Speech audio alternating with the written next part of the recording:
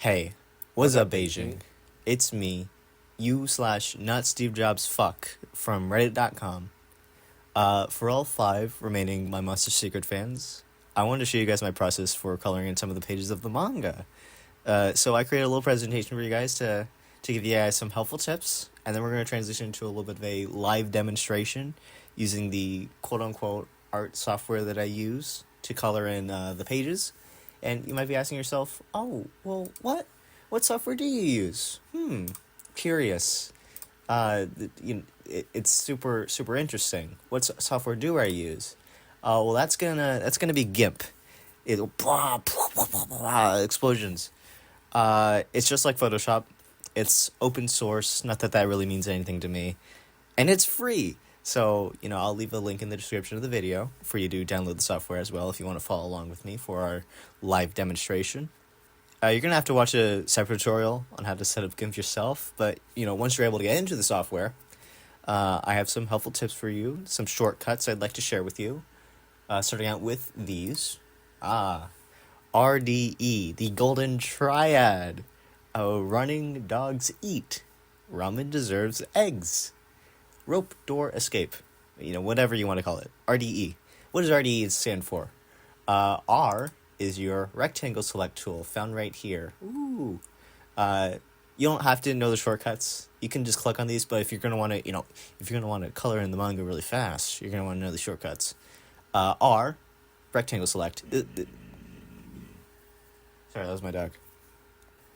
This one we're not gonna be using it too much. But it's one that you could easily wrap your head around. It's gonna, help you select things in a rectangular way. Oh, super easy, very cool. Next tool is D. This is your draw tool, super important for our purposes since we're gonna be drawing. This is gonna be, it's called the pencil tool, but we're gonna call it the draw tool since we have it shortcutted, configured to D. And then lastly, E is our eraser tool. Look at that. We won't be making any mistakes, but, if we do, then we have a little bit of eraser to help us get rid of those mistakes.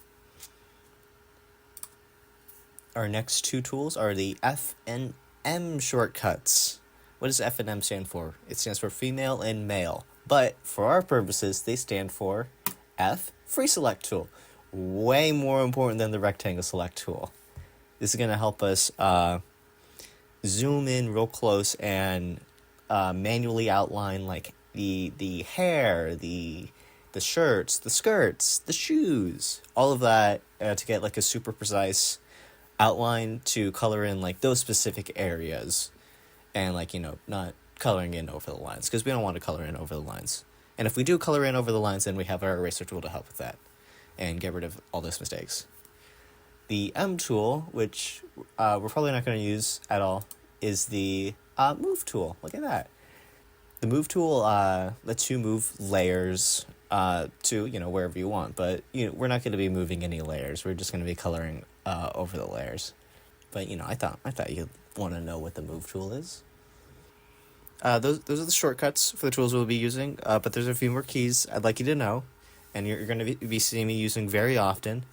And first is the Control plus scroll wheel shortcut, I guess. What does this do? This helps you zoom in and out. It's gonna show you a small picture, and then if you hold Control and use the scroll wheel, you're gonna zoom in and out. Pretty easy and simple to understand. If you don't press Control and just use the scroll wheel, then you're just gonna slide your camera up and down. You're gonna go.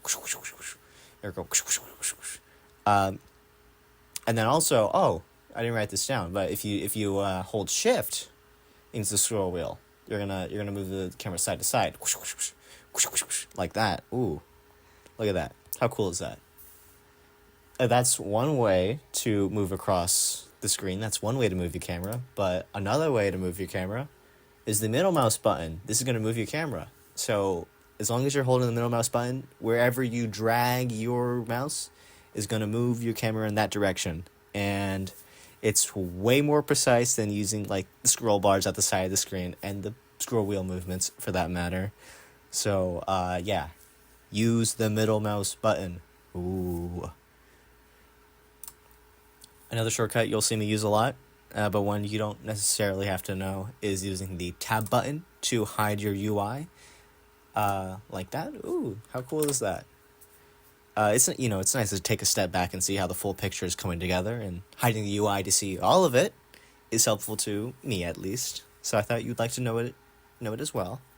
Some other things I didn't create full slides for, but are pretty self-explanatory, are the Control Z keys, that's undo, Control Y, that's redo, Control S, save your project file, and there's a few more things I could explain, and I will explain, but I will be doing all of that in the live demonstration, so let's transition into that. Hold on. It has come to my attention that throughout all the years I've been using GIMP, look at that, this is the software, how cool. I have changed my keyboard shortcuts to match my own preferences, to make my life easier. Crazy, I know. In the default version of GIMP that you will be downloading, that you will be following me in the live demonstration, the draw and eraser tool are not set to D and E. I mean, they really should be, since that's where the keys are close to, and that's where your left hand should be resting, but those aren't the normal shortcuts. We're gonna change that. So once you open up GIMP, you want to go to the edit tab, and you want to scroll down to preferences. Preferences. This is gonna open up a window right here. Look at this. You following along? You're looking. You're gonna want to go into the interface section. You're going to click into it. You're going to want to click on Configure Keyboard Shortcuts. Intuitive, I know. Where is this going to take us? Well, it's going to take us to all of the things we can configure to have a little bit of a keyboard shortcut. Where are our draw tool and eraser tool located? Well, they're located in the Tools section. And we're going to scroll down into the Tools, and we're going to find, first, the eraser tool. It's a little bit down. I have it set to E, but I don't know, maybe it's H or something, I don't know. No, it's not H. It's something. So we're gonna set it to, change it to E. Right now, it's set to 6. No, I don't want it set to 6, so I'm gonna tap on it. It's gonna say new accelerator or something, I don't know. Tap E once, and then click off of it. Look, eraser is set to E, how cool. Now we're gonna scroll down, we're gonna find the pencil tool. Pencil, I call it the draw tool, it's the pencil tool. Click on it, set it to D, because that's super cool to have, and click off of it. Now it's set to D. Now we're ready to go. We're all set. Here's a live demonstration now. Alright, see ya, bye-bye. Hi guys, live demonstration time. So the image that we're going to be coloring in today is going to be this 2-page spread from chapter 116. A friend of mine and I could never find this page in color, so I decided that we're going to be coloring this page ourselves today to make up for that and complete our collection of officially colored, or quote-unquote officially, not officially done by Eiji Masuda, but complete our collection of colored Eiji Masuda works. We're not going to be coloring in the entire thing for this tutorial. I'll just be showing you how to color in Aizawa specifically. I mean, since she's like the objective best character, I mean, she had 2 whole characters to herself as main characters in the manga, so I mean, there's that. Some things we want to do before we get started is create some layers. We don't want to color on the image itself, just on top of it. And we also want to change how the colors will be interacting with the image below. So having multiple layers will be super helpful for that. And to create some layers, we're going to want to go over to this section over here where we see our first layer. And we're going to want to create a new layer by right-clicking and pressing New Layer. We're going to name it Blank. And we're going to do that a few times. Let's just duplicate the layer since that won't bring up the menu. Going to want to create 6. 1, 2, 3, 4, 5, 6. And let's organize these a bit. We're going to name this one Hair Color. Very cool. We're going to name this one Skin Color. Let's name this one Face Color. This one's going to be Bright Clothing Color. This one's going to be Regular clothing color, and our last one is going to be overcoat color. There. These titles don't strictly indicate the areas that they will be solely coloring, but they identify the areas that these layers are mainly going to be handling. Now we're going to be changing how these layers are going to be interacting with the image below it, this image. So for hair color, we're going to change its blend mode. You don't have to know what all of these do. I'm just going to be showing you the ones we're going to be specifically using, but I mean, you're free to mess around and see how each of these modes interact with the image below. For hair, we're going to be using hard light. Hard light is super good for coloring in some of those dark areas of the image and making them as bright as possible. And for example, for people like Aizawa, who literally just has black hair in the manga, it becomes much easier to brighten up with the hard light blend mode while retaining most of the detail underneath.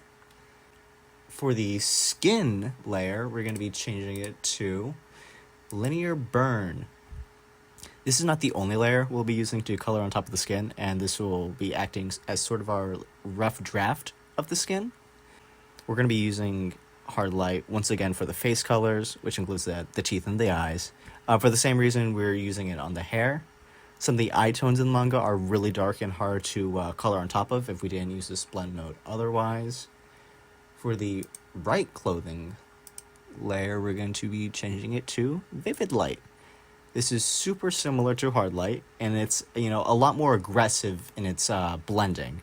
The skirts and the ties and the socks and the bag, it's just too dark for hard light to handle, so we're going to be bumping things up a notch and use vivid light instead. For the regular cloth layer, we're going to change it to linear burn. There we go. This is mainly going to be used to color in the white button-up we see on Aizawa and other characters if they have a white button-up. Yeah, super light, super transparent. We're going to color it a little differently than how we're going to color in on these layers. So yeah, last layer, our overcoat layer. It's also going to be linear burn. We just want to keep it separate from our button-up layer. And Aizawa doesn't even have an overcoat, so we're not even going to be using this for Aizawa. But if you're coloring in characters like Yoko, Shiragami Yoko, she has an overcoat. Color in that blue. Yeah. The next thing we're going to want to do is select the image where we want to be coloring. Right-click our work area. This is our work area. Go to Layer. Click on it. Maybe you don't got to click on it. Go to Transparency and add Alpha Channel. This will not have any use in our lesson at all, but I think it's something you should definitely know. It'll make the image you did this to have an alpha channel, meaning that wherever you erase, like that, it's going to become a transparent part of the image. Don't question it, just do it. I don't know why it's not a default setting when you're adding images to GIMP. Just do it. Yeah, look at that. Look how transparent this image is. Let's undo all that. Now we're actually going to color. We're going to start out with the hair, since that's our first layer that we created. And it's going to make the image look a lot more done than it actually is. The hair is one of the more identifiable parts to some of these characters, and it'll help keep us motivated to get that out of the way first. I mean, not that it's hard, but yeah. We're going to be using our free select tool, shortcut to F. And watch this, look at that. F, D, F, E, S. All of our tools that we love to use. Free select. And yeah, let's start outlining the hair.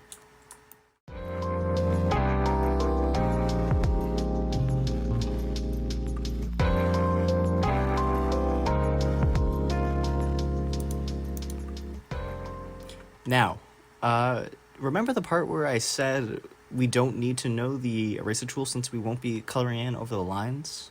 Yeah, I lied. We're going to be doing literally that all the time. And that's why I made you remember the shortcut for E, for the eraser tool, which is E. Whenever you reach the intersection that two layers are going to be crossing, for example, the hair and the skin layers, we're gonna get like a little lazy and only do like a rough outline for these sections. We're already going to be outlining where the hair and skin meet when coloring in on the skin layer already. So, I mean, that's when we're going to be erasing all the parts where we colored over the line on. There's no need for us to do twice as much work and tightly outline the section between the hair and the skin right at this moment. And also, don't forget to include this tiny bit of hair in your coloring, like so. Yeah, let's continue to outline the hair.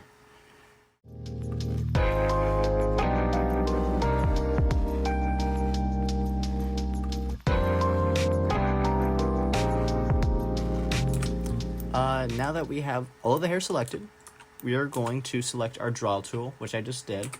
Draw tool, look at that, I clicked it. And we're gonna change the color of our pencil over here, and we're gonna make it some shade of blue. Yeah,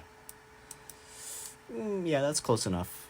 It doesn't have to be exact right now, and what we're gonna want to do is we're gonna want to start coloring. Look at this. We're gonna click. Oh shoot.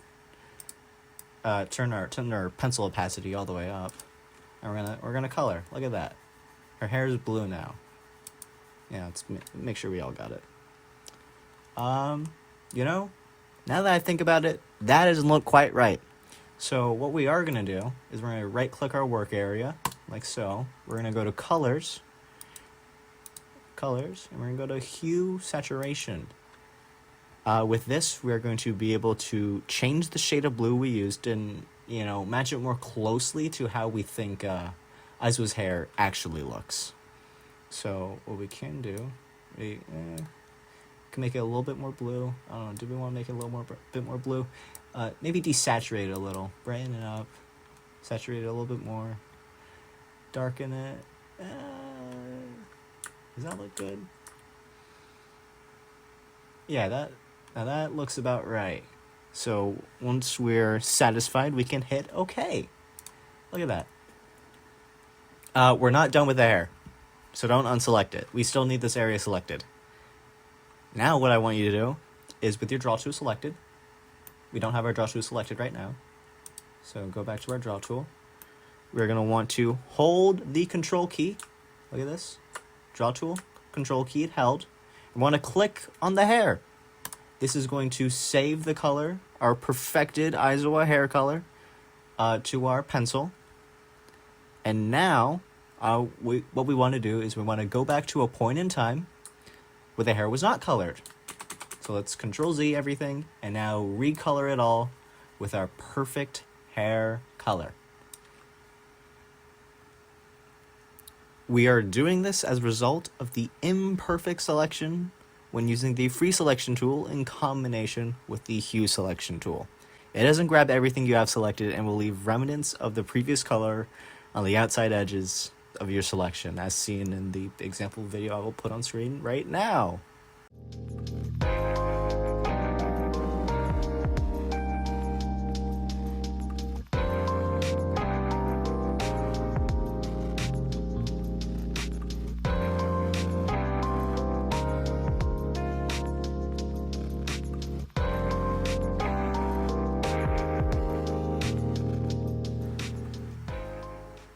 You're going to want to do what we just did every single time if you're going to be messing around with the colors via hue saturation in this specific way. However, if you have to pull area selected like this and change the hue like so, you don't have to worry about the hue saturation tool leaving out any colors.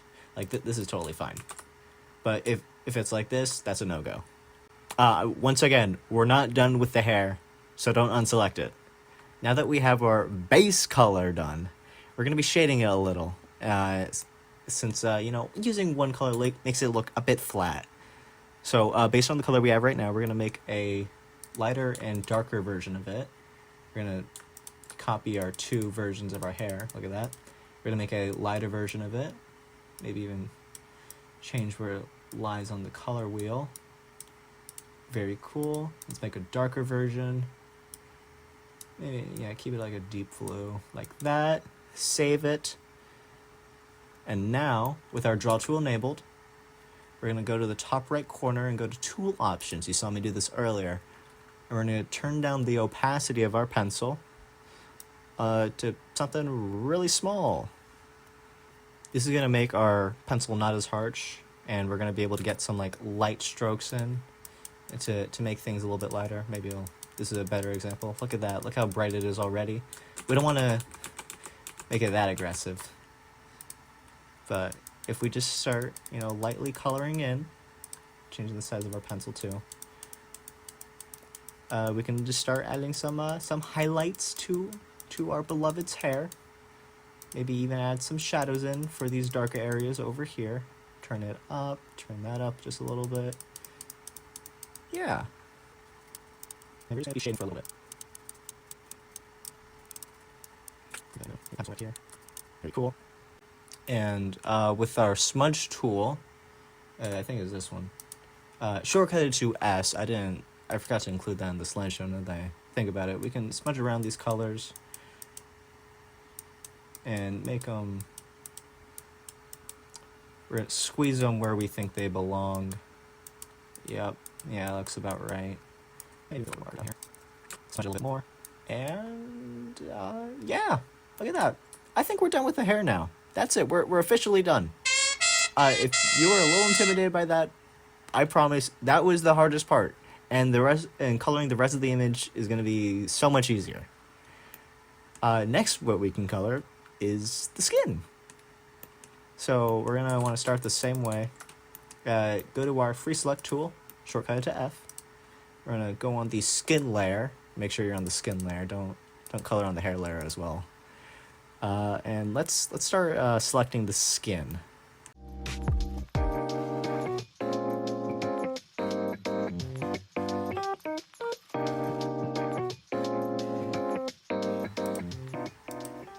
When we get to areas like these, where parts of the skin is, separated by the hair, where this ear section is separated from the rest of the face by this hair layer, what we can do is we can actually, cut across this canyon and start outlining that skin, like so.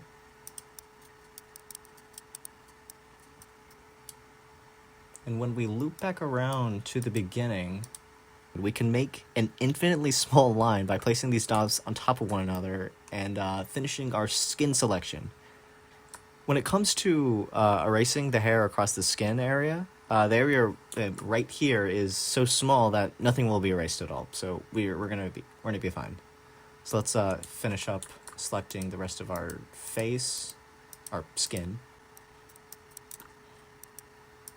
What we can even do is disable that layer so we can see the skin layer a whole lot better.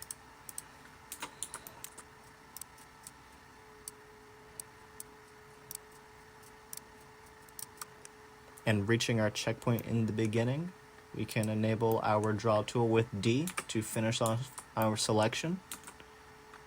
Well, actually, what we can do first is we can start erasing our hair, like so. Look at that. She's already looking better. And now we can go into our skin coloring layer and we can start coloring and make her skin something like this, one of these tones. Yeah, it's pretty good. Let's turn our pencil opacity all the way up again and just start coloring. There we go. We're going to want to do the exact same thing we did with our hue saturation tool. Make it look a little bit better. Turn up that saturation. Make it a little bit brighter. Copy the color we just made it. Reset it back to a time where the skin was not colored and color it in again. We're going to be doing the exact same thing we did with the hair and add a little bit of shading. Using this deep red color, turning down our pencil opacity. Shading it in a little. The cheeks, that's very important. The neck, a little bit on the mouth, a little bit on the cheeks. Near the edges of the hair, to the nose, maybe more of the ears. Changing up the saturation once again, a little bit brighter. That's pretty good. And there we go, we're done. Look at that. The hair layer, the skin layer is done. I hear your comments already. I hear what you're typing out. Hold on just a minute there, you/not Steve Jobs fuck. That skin does not look good at all. Not to be racist or anything, but it's just too dark. You know, I get it. I get it. I lied to you. We're not actually done with the skin layer. One of the last steps we do, but one I will show you right now, just to calm yourself, to calm your boots, is we're going to be duplicating the skin layer like so. And oh, look at how saturated she is. We're going to be changing the blend mode of this duplicated layer. We're going to change it to soft light. Ah, now that's looking a little bit better. Actually, that's not looking too good. Hold on, let me do a few things.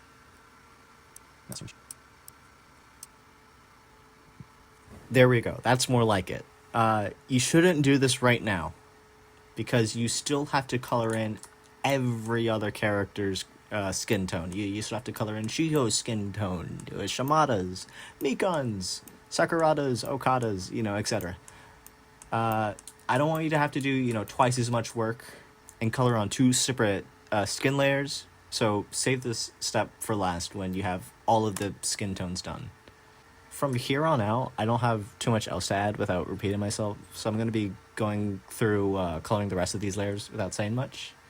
And there isn't much to be said for coloring in the face layer, since all we have yet to color in is the teeth. So let's outline that really quick. We're going to erase what we have on the skin layer. Go back to the face layer.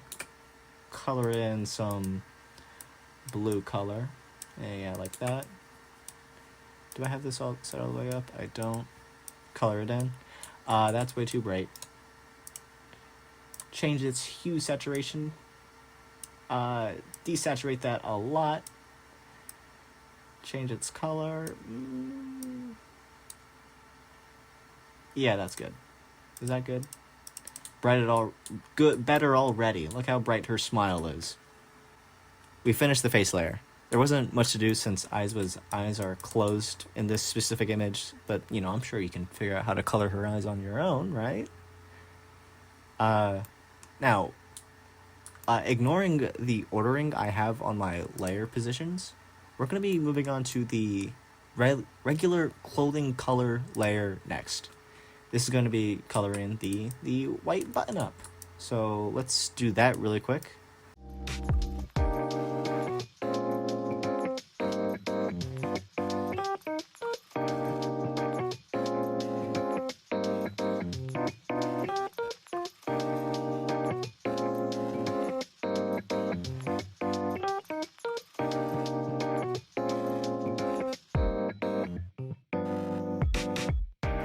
Now, as always, let's enable our draw tool to finish off our selection.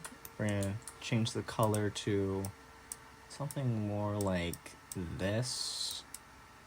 And then we're going to be turning down our pencil opacity to something really low, as if we were shading, like the skin or the hair. Because we're going to be shading. We're going to be shading only the shirt, because we're going to be shading on the shirt itself. Like so. We're only going to want to be shading on top of these darker areas, since that's where the actual color is going to be coming from. If this was like real life, and I think maybe the image would look a little bit ugly if the entire shirt was blue. So only shade in on those darker areas, and wherever else you see fit. Can also smudge around the colors a little bit, so they match in with the rest of the image a little bit better.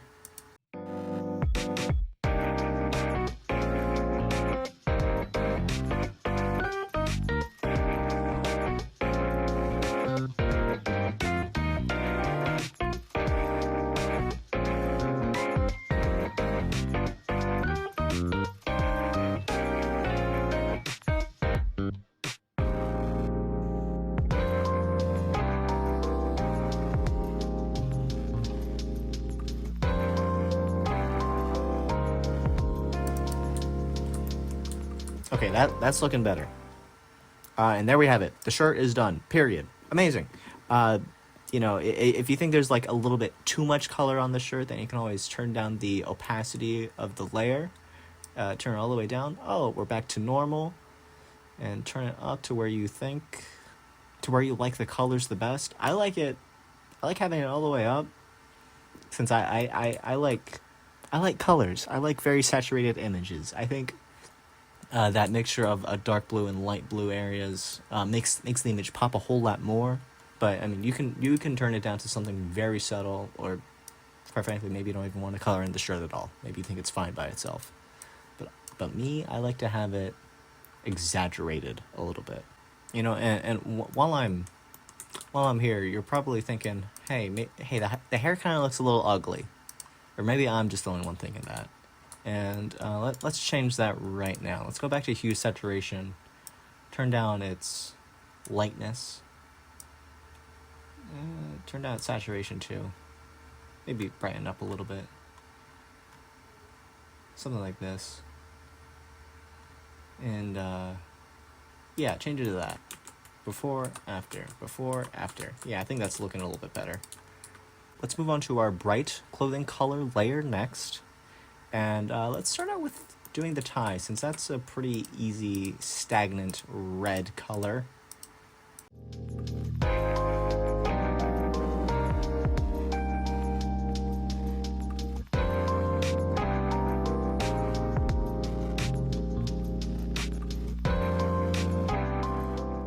We're going to remember to erase our regular clothing color layer down here as well. And go back to this layer, go to our draw tool, change it to some red color, like this. Oh, turn up our pencil opacity. Don't forget to do that. Color it like this. Oh no, that's way too bright. That's way too bright. U/not Steve Jobs fuck. Let's go back to our color, hue saturation tool, turn it all the way down to something we like.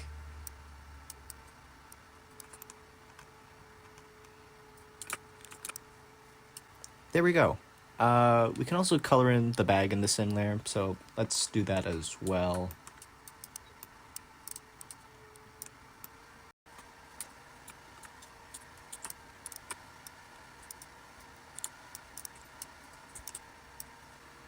And there we go. I'm gonna skip over the skirt for now, and let's color in the socks really fast.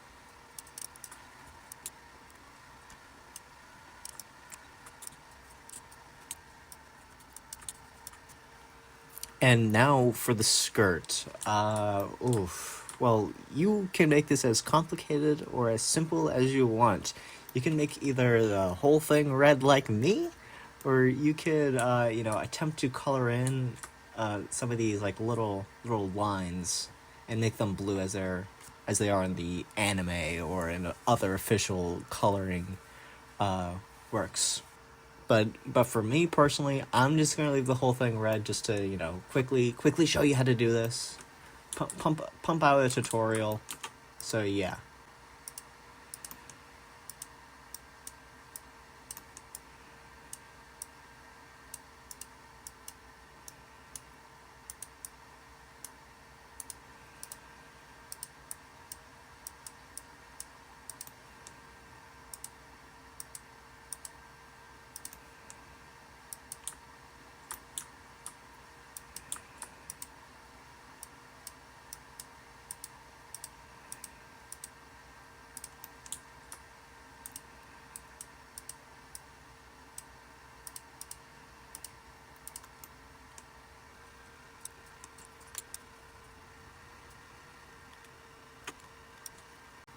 Okay, that's done. I mean, look at how much we have done already. Just a little bit yet, and we're gonna be finished in no time. We can actually color in the shoes on the same layer we used to color in on the button-up shirt. So let's select the shoes and do what we've always been doing.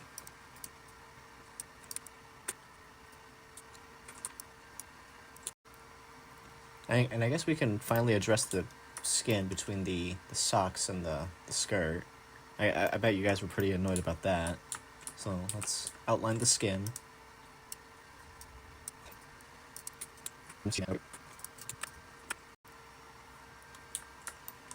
We can also color in these little fingers right here and that hand. Forgot about that as well. It's looking pretty gosh darn done. And as a final little detail, we can add some light shading to this screw capsule that sits on top of Aizawa's head. And actually, this is where we can duplicate our skin layer and make it a soft light, since that's the same kind of layer, that's the same kind of blending layer that I like to use when coloring in this part of Aizawa.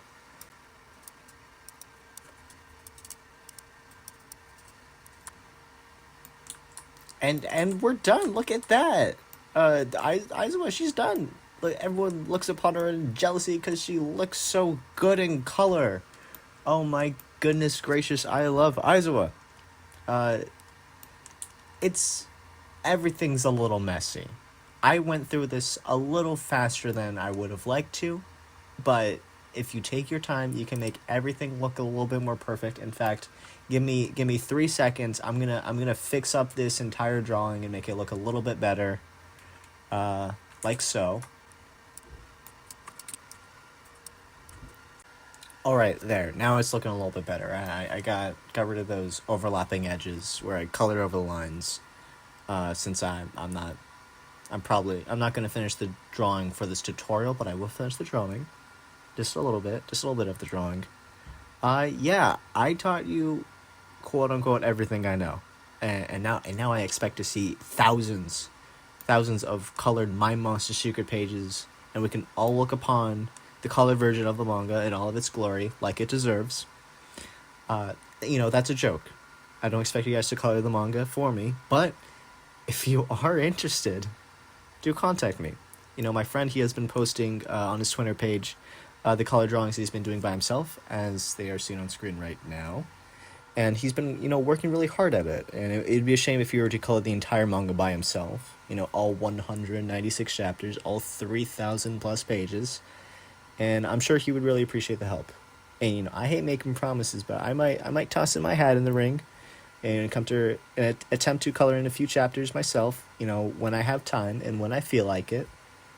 Again, if any of you watching this have any interest in what you have just seen, and still have questions about some things I didn't make very clear, I went through this very fast and might have left out some GIMP details that I know by heart and that you may not know because you haven't been using GIMP for 5+ years, like me. Ooh. Do contact me. Contact me at you/notstevejobsfuck on reddit.com. Thank you for watching. Here's a little bit of a speed paint. Here's a little bit of a speed paint to close off the video. Until next time.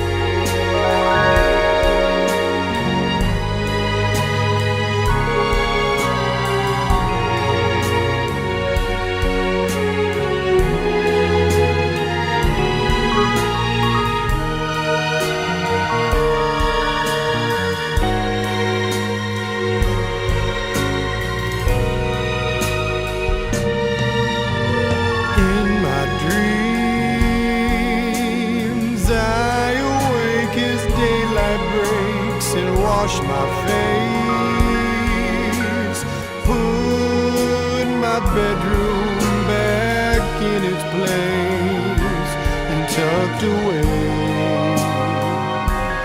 Write a note of a few things I want to say and leave it on the fireplace.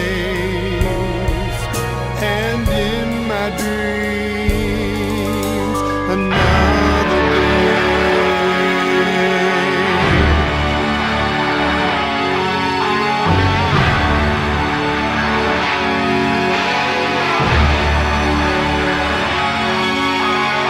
In my dreams, I stare out in the distance of the city scene. From way up here, it's so serene, there's nothing said. As I make myself more comfortable with the edge, I leap into the darkest night.